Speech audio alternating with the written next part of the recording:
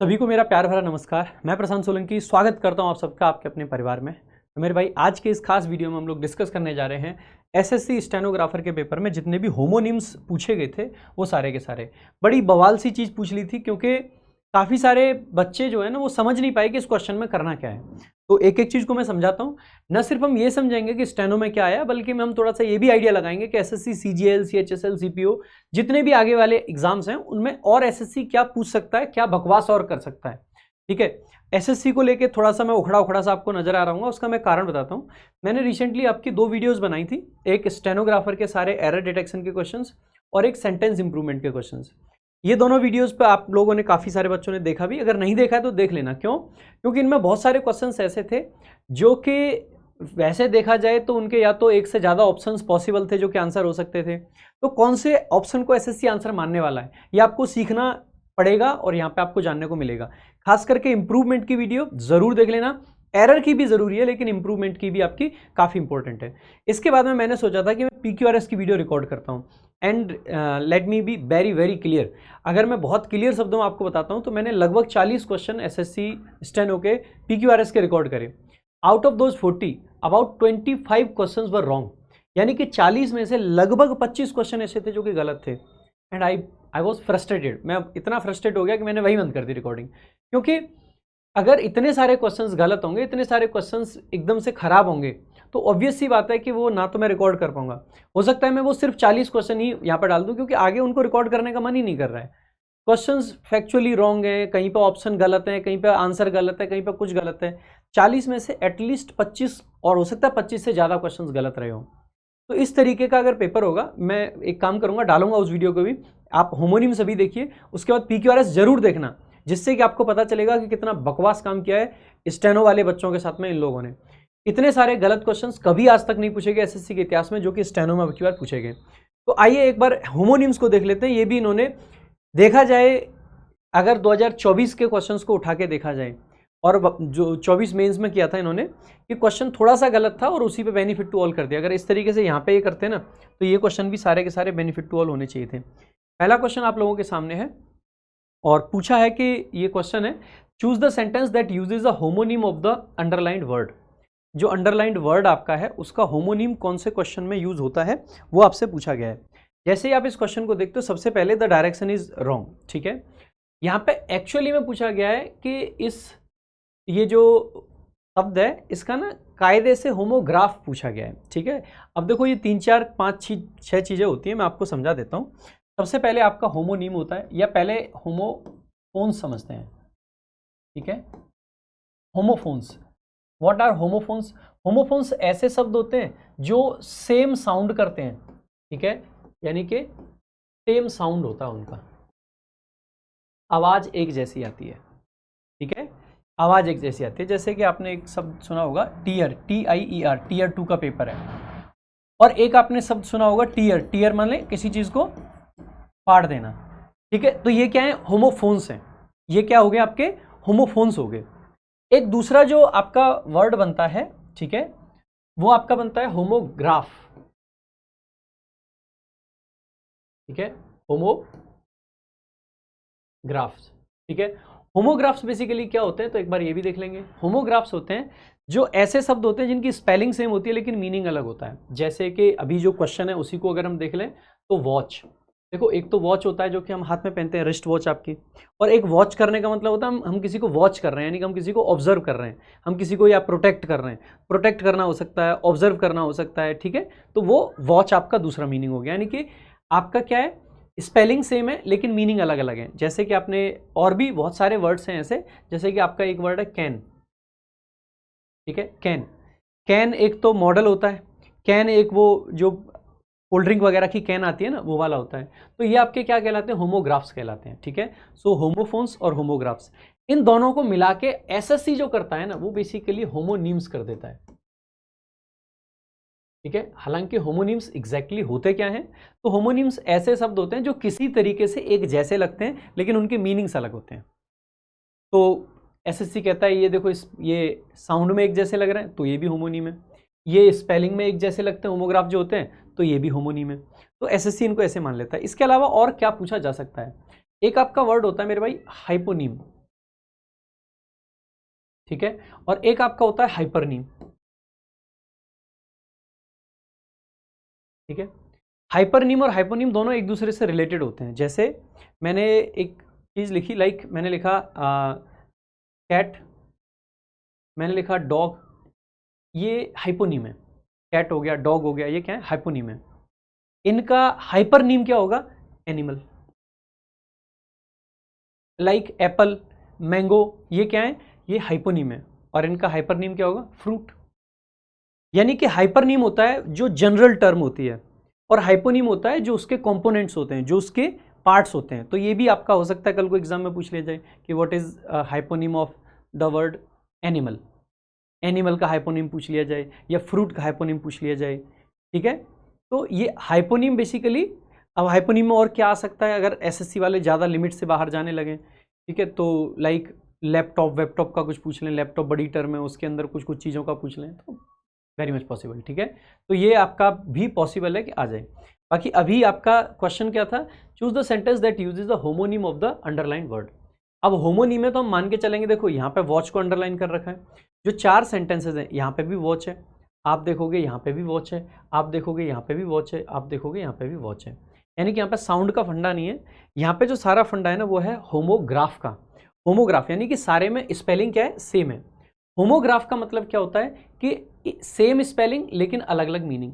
जैसे यहाँ पे he left the watch on the night stand, यानी कि वॉच को छोड़ दिया, तो वॉच कौन सी रही होगी, जो हाथ में पहनने वाली रिस्ट वॉच होती है। तो यहाँ पे वॉच का मतलब क्या है, घड़ी। अब हमें ऐसा शब्द देखना है यहाँ पे वॉच का मतलब घड़ी के अलावा कुछ और हो। पहला देख लेते हैं, the guard was assigned to night watch duty. Night watch का मतलब क्या है, नाइट वॉचमैन का काम कर रहा है एक तरीके से। इसका मतलब है यहाँ पे जो निगरानी रखने का काम है वो, ठीक है, देख रेख, निगरानी, जो भी कहना चाहते हैं आप, या प्रोटेक्शन कह सकते हैं वो। यहाँ पे देखेंगे the watch was ticking softly beside the lamp. अब वॉच, लैम्प के बगल में वॉच रखी हुई है, तो वॉच यहाँ पे तो वही है, घड़ी वाली। ठीक है, तो ये आपका आंसर नहीं हो सकता, क्योंकि ये आपका क्या एग्जैक्ट मीनिंग है। अगर एग्जैक्ट मीनिंग है तो ये आंसर नहीं होगा। He set is digital watch, digital watch में भी क्या सेंस है, घड़ी का सेंस है, घड़ी का सेंस है, तो ये भी आंसर नहीं बनेगा। He bought a new gold watch, ये भी क्या है, घड़ी खरीदी है, तो ये भी आंसर नहीं बनेगा। तो क्या आंसर हो जाएगा, ए। तो जब भी ऐसा क्वेश्चन अगर बाई चांस सीजीएल में भी आता है, तो आपको वो सेंटेंस ढूंढना है जिसमें वॉच का ही कुछ अलग मीनिंग हो। जैसे अगला क्वेश्चन देख लेते हैं अब। अगला आपका क्वेश्चन है, please close the window before living. Close करने का मतलब क्या है, बंद करना। क्लोज करने के और क्या मतलब हो सकते हैं, क्लोज का मतलब तो पास भी हो सकता है, नजदीक। ठीक है, तो क्लोज एक तो बंद करना, और क्लोज एक नजदीक, दो सेंस हो सकते हैं। तो यहाँ पे क्लोज का मतलब है विंडो को बंद कर दीजिए, शट करने का सेंस है। He forgot to close the file, यहाँ पे फाइल को भी शट करने का सेंस है, तो ये आंसर नहीं बनेगा। I always close the curtains, यहाँ पे कर्टेन्स यानी पर्दों को बंद करने का सेंस है, ये भी आंसर नहीं बनेगा। देयर बॉन्ड ग्रू क्लोज, उनका बॉन्ड क्लोज हो गया, बंद नहीं हुआ। यहाँ पे क्लोज का मतलब है नजदीक, और भी ज्यादा नजदीकियां हो गई, नजदीक का सेंस है, तो आंसर हो जाएगा। Make sure to close the back door, back door को बंद करना है, तो बंद करने का सेंस, आंसर नहीं होगा। तो एक तो इस तरीके के क्वेश्चंस आपके आए एग्जाम में। इसके अलावा अगला यही है, द जज will sentence the accused tomorrow. अब सेंटेंस करने का मतलब एक तो सजा सुनाना होता है, दूसरा सेंटेंस का मतलब वाक्य होता है। ठीक है, सेंटेंस कई जगह पे आ सकता है।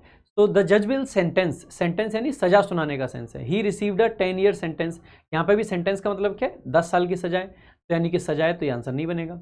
The lawyer defended the sentence, lawyer किस चीज को डिफेंड करेगा, किसी वाक्य को या सजा को, आप कहोगे सजा को, तो ये भी नहीं होगा।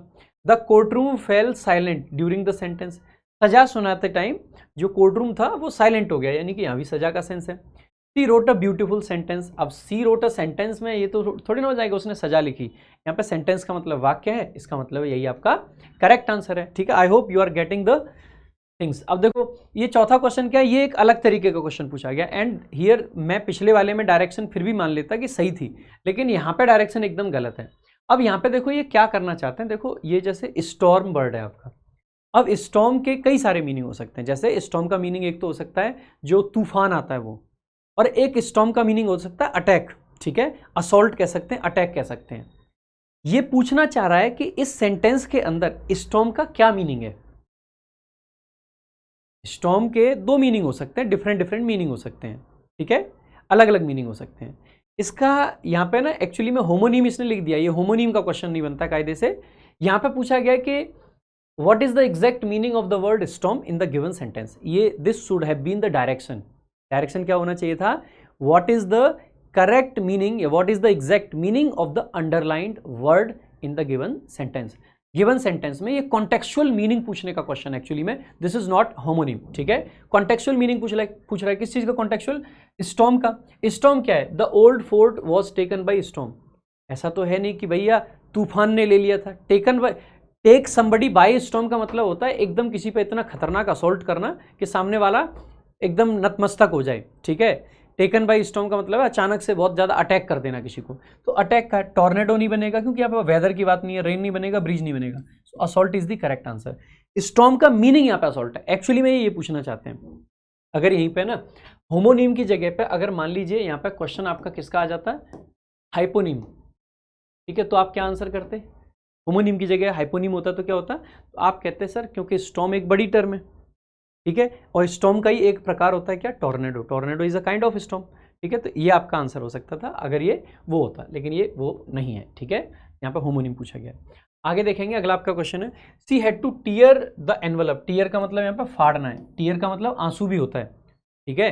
टीयर सेम, टीयर का मतलब फाड़ना होता है, टीयर का मतलब आंसू भी होता है, ठीक है। तो the comedian caused the audience to tear up with laughter. अब देखो यहाँ पे फाड़ना तो मीनिंग है नहीं, टीयर अप बेसिकली यहाँ पे हंसना है, ठीक है। वो कहते हैं ना कि मतलब हंसा हंसा के रुला दिया, हंसते हंसते आंसू आ गए, ठीक है, तो ये वो वाला सेंस बनता है। तो आप कहोगे यही आंसर हो जाएगा क्योंकि फाड़ने का सेंस नहीं है। He found a small tear, यहाँ पे टीयर का नाउन है। देखो यहाँ पे इन्होंने ये भी चीज़ समझी है, यहाँ पे टीयर वर्ब थी, यहाँ पे टीयर नाउन है, फर्क नहीं पड़ता है, मीनिंग एक ही है ना। यहाँ पे फाड़ना था और यहाँ पे टीयर का मतलब है किसी चीज़ का फटा हुआ होना, किसी चीज़ में छेद होना, ठीक है। तो ये फटी हुई है। He found a small tear in the corner, corner में कुछ फटा हुआ मिला उसको, है ना।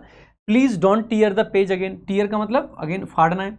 ही used tape to fix the tear, जो फटा हुआ चीज़ थी बैग पर उसको चिपकाने के लिए उसने किसका यूज़ किया, टीयर का, मतलब सॉरी टेप का। तो इसका मतलब है तीनों में फाड़ने या फटे हुए होने से संबंधित है, तो A option is the correct answer.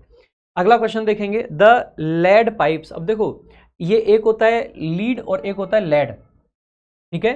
तो लीड जब होता है, लीड का मतलब होता है किसी को लीड करना, या लीड एक्ट्रेस, लीड एडजेक्टिव भी हो सकता है, लीड नाउन के तरीके से भी आ जाता है, इवन द लीड लिख देते हैं जब, ठीक है।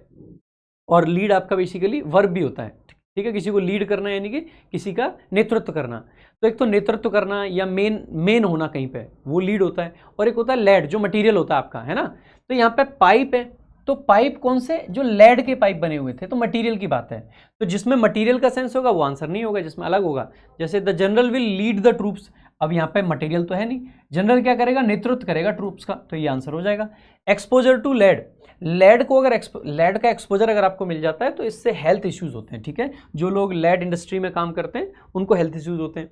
The old house still had lead in its plumbing, तो प्लम्बिंग में, जो प्लम्बिंग है इसमें बेसिकली क्या होगा, आपका लेड लगा रखा है, तो यहाँ पे लेड मटेरियल है।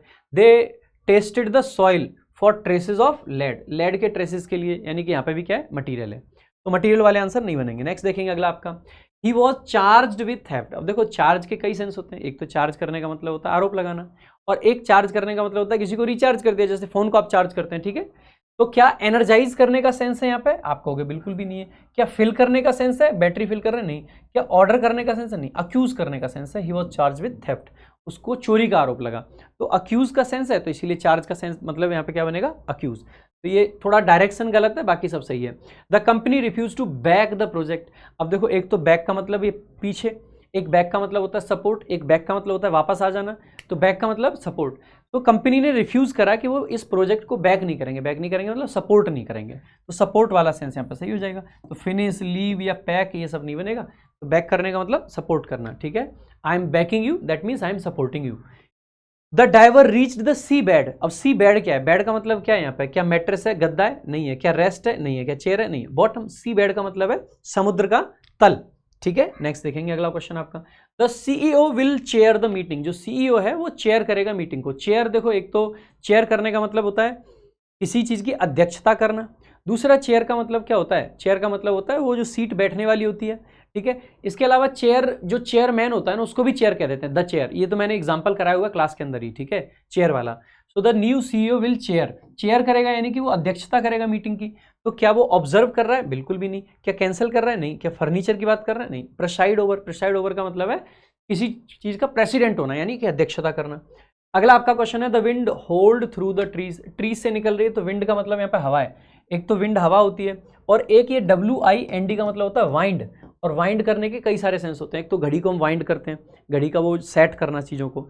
इसके अलावा वाइंड करने का मतलब होता है किसी चीज़ को बांध देना, पट्टी वगैरह से बांध दिया, वाइंड कर दिया।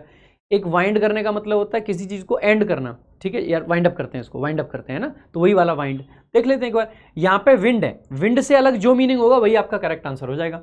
तो the wind was cold and sharp at night, तो विंड कैसी थी, कोल्ड थी और शार्प थी, यानी कि आप यहाँ पे विंड हवा की बात कर रहे हो, गलत हो जाएगा। The wind knocked over the garbage can, garbage can कौन सी विंड, यानी कि हवा ने गिरा दिया गार्बेज कैन को, नहीं होगा। The sudden gust of wind, ये तो हवा का ही झोंका होता है, गस्ट ऑफ विंड होता है हवा का झोंका। He had to wind the old clock manually, old clock को मैनुअली उसको वाइंड करना पड़ा, जो चाबी भरते थे ना, वाइंड करना उसका मतलब होता है, ठीक है। तो आपका आंसर हो जाएगा ये, यहाँ पे विंड इसका प्रोनाउंसिएशन है, यहाँ पे वाइंड इसका प्रोनाउंसिएशन होता है। नेक्स्ट देखेंगे, अगला आपका क्वेश्चन है तो he bought a ticket for the evening show, उसने इवनिंग शो के लिए टिकट खरीदी। अब देखो एक तो शो होता है, हम जाते हैं ना, हम शो देखने जा रहे हैं, और एक शो का मतलब होता है दिखाना, प्रदर्शनी लगाना किसी चीज़ की, किसी को किसी इवेंट वगैरह में लेके जाना। That was the best stage show, तो शो तो सेम मीनिंग है, नहीं बनेगा। द मैजिक शो, ये भी शो ही है, मैजिक वाला जो अमेजिंग रहता है। We are attending the school show, ये भी शो है, जो स्टेज शो वगैरह होते हैं। The farmers decided to show their live stock, live stock का मतलब होता है जो गाय भैंस बकरी वगैरह होती हैं, उन्होंने शो करने का डिसीजन लिया, यानी कि उन्होंने उसको कहीं पे किसी इवेंट वगैरह में, मेले में कहीं पे ले जाने का, किसी कंपटीशन में पार्ट लेने का डिसीजन लिया, ठीक है। तो ये आपका करेक्ट आंसर हो जाएगा, शो माने दिखाना एक तरीके से।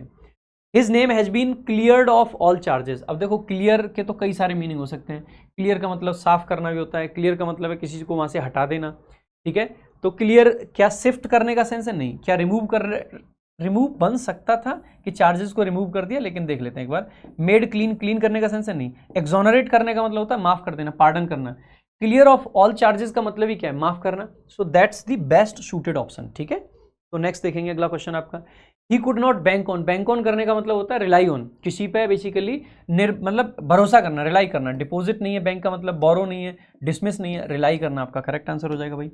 अगला आपका क्वेश्चन है द अपोजिशंस मोशन। अब देखो वैसे तो मोशन का मतलब होता है गति, जब हम मोशन में यानी कि हम गति में हैं, लेकिन जब पार्लियामेंट के अंदर मोशन आता है तो कोई प्रपोजल आता है, ऑब्वियस सी बात है। सो कमोशन नहीं होगा, कमोशन का मतलब है उथल पुथल जो मची होती है। इमोशन नहीं होगा, मूवमेंट भी नहीं होगा यहाँ पे, बाकी proposal is the correct answer, ठीक है। सो सेंटेंस के मीनिंग के हिसाब से आपको बताना है। He will bat for his friends in a sense, bat for somebody और समथिंग का मतलब है टू सपोर्ट समबडी और समथिंग, ठीक है। सो क्रिटिसाइज नहीं करेगा, प्ले क्रिकेट नहीं करेगा, हिट नहीं करेगा, support is the correct answer, support करना किसी को, ठीक है। अगला क्वेश्चन आपका है द जज विल पास द वर्डिक्ट, जज जो है वो वर्डिक्ट को पास करेगा। तो यहाँ पे पास का ही पूछा होगा आई गेस। तो पास करने का मतलब क्या है, देखो पास करने का मतलब एक तो होता है किसी चीज को क्वालिफाई कर जाना, एक पास करने का मतलब है कहीं से होके गुजर जाना, एक पास करने का मतलब है अगर जज पास कर रहा है वर्डिक्ट तो इसका मतलब है कि जज अनाउंस करेगा, ऑब्वियस सी बात है। तो क्रॉस करना नहीं होगा, फेल तो एंटोनिम बनेगा, शिफ्ट भी नहीं बनेगा, तो आपका announce is the correct answer. Next देखेंगे अगला आपका क्वेश्चन, मेरे साथ साथ में आप भी आंसर करते चलें, और वीडियो के एंड में एक बार कमेंट करके जरूर बताइएगा कि आपके इनमें से कितने क्वेश्चन सही थे। The king sat on a throne, अब थ्रोन क्या होता है बेटा, राज सिंहासन। अब राज सिंहासन के लिए देख लेते हैं इसमें से क्या स्वॉर्ड हो सकता है, स्वॉर्ड तो बेटा तलवार होती है। रूल तो बेसिकली लॉ होता है, क्राउन बेसिकली जो वो होता है ना मुकुट, ठीक है। चेयर आपका करेक्ट आंसर हो जाएगा, बिकॉज यहाँ पर राज सिंहासन की बात है, सिंहासन इज इक्वल टू चेयर, ठीक है। Chair is the best possible option. Next देखेंगे अगला question, the old man could बेयरली here, here का क्या बन जाएगा, लिसन। हेयर तो नहीं है, स्मेल भी नहीं है, सी भी नहीं है, ठीक है, लिसन। सिंपल सिंपल क्वेश्चन है।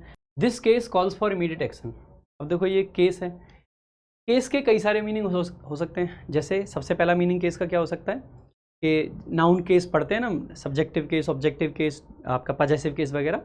इसके अलावा केस का मतलब हो सकता है जो पुलिस में केस किया जाता है कि हमने केस कर दिया है। इसके अलावा केस का मीनिंग क्या हो सकता है, लाइक केस का मीनिंग हो सकता है जैसे मैंने कहा कि इस केस में आप क्या करते हैं, यानी इस सिचुएशन में आप क्या करते हैं, शनेरियो में आप क्या करते हैं, सिचुएशन शनेरियो। इसके अलावा आपने बहुत सारी केस स्टडीज़ पढ़ी होंगी। तो केस स्टडी का मतलब ये थोड़ी ना कि पुलिस के केस को पढ़ रहे हैं, केस स्टडी का मतलब है कि किसी की भी कंप्लीट स्टोरी को हम एक तरीके से एनालाइज कर रहे हैं, ठीक है, वो हो सकता है। इसके अलावा केस का मीनिंग एक ये भी हो सकता है, जैसे ये है, ये ईयरबड्स हैं, ठीक है, ये बड्स हैं, और बड्स को जिसमें हम रख रहे हैं वो क्या है इसका, तो आप कहोगे केस है, ये भी तो केस होता है, ठीक है। चश्मे को रखने वाला केस होता है, तो वो भी हो सकता है। ऐसे मैंने ना एक बार ऑफलाइन क्लास में पूछा, मैं नाउन केस पढ़ा रहा था यार ये केस का मतलब क्या है, मैंने ऐसे लिख दिया वर्ड केस, यार केस का मीनिंग बताओ क्या है, ठीक है। तो पता आंसर क्या आया था, बड़ा सरप्राइजिंग सा था आंसर। एक बच्चे का आंसर आया था सामने से कि केस का मतलब होता है बाल। केस का मतलब होता है बाल, ये वाले केस। तो ये हिंदी में केस होता है, इंग्लिश में ये वाला केस नहीं होता, ठीक है। बाकी एक बार क्वेश्चन पे आ जाते हैं। This case calls for immediate action, इस केस में इमीडिएट एक्शन की जरूरत है। तो केस है, इसका मतलब है क्या, सिनेरियो में इमीडिएट एक्शन लेना होता है आपको, नहीं। एग्जाम्पल स्वीट केस नहीं, इमीडिएट एक्शन चाहिए होता है लीगल मैटर में, भाई कि ये वाला जो केस है, ये वाला जो मामला है, इस मामले में आपको इमीडिएट एक्शन लेना पड़ेगा, ठीक है। अगला क्वेश्चन आप देखेंगे, he gave her a cold shoulder. Cold shoulder का मतलब क्या है, ठंडा, ये थोड़ी ना इग्नोर करना किसी को, अवॉइड करना, तो ignore is the correct answer. Complaint, embrace, apology नहीं। अगला आपका they had a raw, raw का मतलब basically they had a heated raw. देखो रॉ बेसिकली एक तो झगड़ा होता है, ठीक है, और एक रो बेसिकली जो लाइन वगैरह लगती है, तो यहाँ पे क्या है, argument is the correct answer, ना सीरीज, बोट, लाइन, ये सब नहीं बनेगा, है ना। आगे, the guards will watch over the premises, तो वॉच करना है, तो वॉच यहाँ पे किसका सेंस दे रहा है, आप कहोगे सर प्रोटेक्ट करने का, ऑब्वियस सी बात है, गार्ड क्या करते हैं, प्रोटेक्ट करते हैं, सिंपल सी बात है, प्रोटेक्ट आंसर हो जाएगा। अगला क्वेश्चन आपका है, the police seized the counterfeit notes. भाई यहाँ पे नोट्स का मतलब क्या है, नोट्स तो वैसे कई हो सकते हैं, लेटर्स नहीं बनेगा, म्यूजिकल नोट्स नहीं है, करेंसी का सेंस है, मैसेज भी नहीं बनेगा। अगला क्वेश्चन आपका है, she went to the court to file a case. यहाँ पे केस क्या है, मतलब कोर्ट क्या है, कोर्ट ग्राउंड तो है नहीं, वैसे ग्राउंड भी होता है, टेनिस कोर्ट वगैरह, ठीक है, यार्ड, फील्ड, ये सब नहीं है, लॉ प्लेस है, केस करने जा रहे हो यानी कि लॉ फील्ड है। He was given a light punishment, light का मतलब यहाँ पे क्या है, हल्की पनिशमेंट, तो हैवी, डार्क, सीरियस नहीं, माइल्ड पनिशमेंट, माइल्ड पनिशमेंट, ठीक है। Now the current situation is tense. अब करंट का मतलब क्या है मेरे भाई, करंट का मतलब है जो एग्जिस्टिंग सिचुएशन है, तो रनिंग नहीं होगा, इलेक्ट्रिक फ्लो नहीं होगा, मॉडर्न नहीं होगा, प्रेजेंट सिचुएशन। प्रेजेंट और एग्जिस्टिंग एक ही बात होता है ना। भाई ये थे आपके होमोनिम्स। आई होप आपको क्लास अच्छी लगी होगी, इजी लगी होगी। मैंने छोटा ही रखा है कि कम टाइम में आप पूरे के पूरे होमोनिम्स कवर कर पाएं। बाकी अगर मेरे भाई आप तैयारी कर रहे हैं किसी भी एग्जाम की, तो आपके लिए अगर बेस्ट कोई बैच है तो वो है English special recorded batch, English special VOD batch. आप ये बैच चेकआउट कर सकते हैं आरजी विक्रमजीत ऐप पे जाके। ये 699 रुपये की फी में लाइफ टाइम वैलिडिटी के साथ में आपको ये बैच मिलता है। सो बहुत बढ़िया ऑफर है आप लोगों के लिए, आप जाके जरूर चेकआउट करें। बाकी आप अगर प्रैक्टिस करना चाहते हैं तो आपके लिए अभ्यास्त्र अवेलेबल है, वोकैबुलरी के लिए वोकैब संजीवनी, कंप्लीट ग्रामर अगर आपको पढ़नी है तो इंग्लिश रामबाण, कॉम्प्रिहेंशन के लिए क्रांति, और बाकी रिवीजन के लिए हमारी 2 छोटी छोटी किताबें आती हैं। इस टाइम पे आपको रिवीजन वाली बुक्स जरूर मंगा लेनी चाहिए। ये वोकैब रिवीजन बुक है, चंद घंटों के अंदर कंप्लीट रिवीजन, और ये ग्रामर की फॉर्मूला बुक है, चंद घंटों के अंदर कंप्लीट ग्रामर का रिवीजन आप कर सकते हैं, ठीक है। बाकी मेरे भाई इन सारी चीज़ें जो हम दे रहे हैं, इन सब की ई बुक वगैरह भी हमने बनाई है, और सब कुछ आपको कहाँ मिलेगा, ये हमारा टेलीग्राम चैनल है प्रशांत सोलंकी इंग्लिश, आपको यहाँ पे सब कुछ मिल जाएगा। बाकी ये भी हमारा टेलीग्राम चैनल है, लेकिन इंग्लिश का एक्सक्लूसिव कंटेंट आपको यहीं पे मिलता है, ठीक है। तो इंग्लिश एक्सक्लूसिव के लिए जरूर ज्वाइन कर लें हमारा टेलीग्राम चैनल, लिंक आपको पिंड कमेंट और डिस्क्रिप्शन में मिल जाएगा। This is all for today, thank you so much. अगली वीडियो में मिलेंगे। जय हिंद, जय भारत।